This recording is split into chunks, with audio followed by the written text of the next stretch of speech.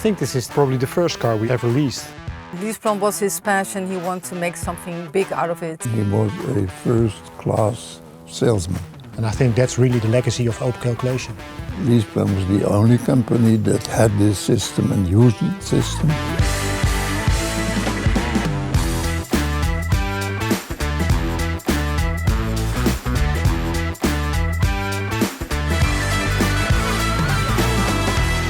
Last time, we took you back to the early years of LeasePlan. LeasePlan offered financial leasing in the beginning, mainly industrial equipment and also small office equipment. Around 1970, we went on a new adventure. Do you remember what we did? Went into cars. Yes, exactly. Welcome back to episode 2. Let's invite our legendary Fritz back to the stage. I joined LeasePlan in 1971 as a controller. I'm a self-made man. I did not go to the university. I did a lot of evening studies. I was pretty successful in my career. When I joined, it was still a very small company. I don't remember exactly, but I think they had a lease fleet of 100 cars. Yeah, when I left, they had 1 million cars.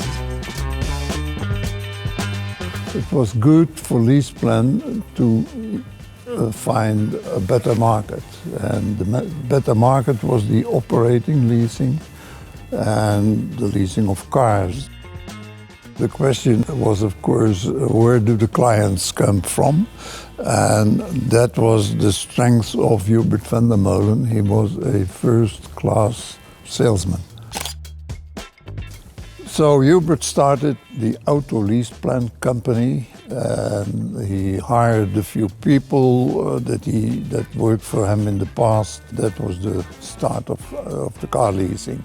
To find out more about this hype, here are 2 people that knew him best, his daughters. It was our family car, and I think my dad was one of the first who drove this model. He was really a good salesman because he was honest. Convincing also. Yeah, very convincing. LeasePlan was his passion. He wanted to make something big out of it. Also, family values were very important for him. And people were very important for him. My father always wore the same. He wore a dark blue suit with a light blue shirt and then a LeasePlan tire. Ja. Tire. Ik kan het even over. He didn't want to be fancy, and I think also that's the reason when he drove to work, he could drive in any car, but he always drove in an Opel. His father was Jacques van der Meulen, and he has his own car company, a family business. In Eindhoven? And it was in Eindhoven, a big company. And my father, as a young child, always was at the company, playing there. So yeah, he grew up in the car business. Yeah. It sounds like, once again, LeasePlan had found the right person at the right place at the right time. Hybe invented the system that was going to change LeasePlan's future forever. What was that? I imagine it's a system to make leasing easier, but I don't know what it is. Does the term open calculation ring a bell? Yeah, okay. Yes. And what does it mean? That we open calculate the leasing costs with the client. So they have transparency on how much the car is going to cost for them. The open calculation system was the result of discussions between them and with the client. I think many people are not aware of the actual cost of their car, and open calculation shows that. Old advertisement. This is 70s probably. This is our secret is no secret. And this is a collector's item. I have him still. If you let a client know how a price comes together, you get a better relation because he understands what you're doing. We really earned the trust of customers, and we built up long-term relationships.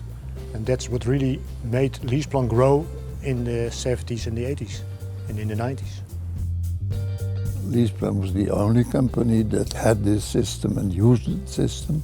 And that was the basis for the success in the Netherlands. In later years it was exported first to Belgium, then to Germany, France, etc.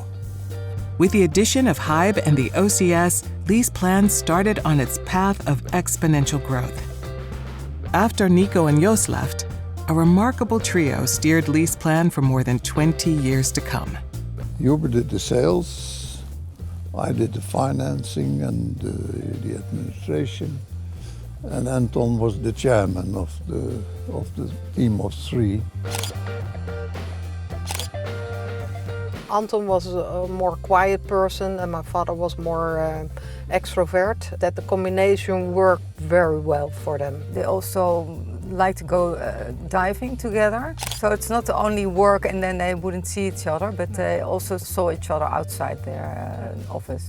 Yeah, well, they were good friends, but they did not always agree on the business aspects of a business. Our father had great ideas, sometimes too great. So Anton told Hubert, please, bit less, then it's also okay. We were very different people. We had a lot of arguments all the time, but in the end, we always got an agreement because we respected each other's qualities very much. That was the secret of the cooperation and I would also say the secret of the success of LeasePlan. So, as core ingredients for success, we have the OCS, a strong management trio. Anything else? From year to year, we were able to publish an annual report with positive results. We earned the confidence of the financial world. Well, I was on the phone every day with these people. And I said, today I need 5 million for 3 months. And because it was LeasePlan, I got those 5 millions within 10 minutes on the bank without any paper. The paper came later. We had a first-class reputation. Okay, Fritz, we get it. Anything else crucial for LeasePlan success? LeasePlan was a very interesting company because of the growth over many years. People were happy. It was always a good atmosphere. Ah, yes, I've heard of that before. We definitely like it. Yeah. It's open, flexible, driven. The parties were legendary. More about this distinctive LeasePlan culture in the next episode. See you there.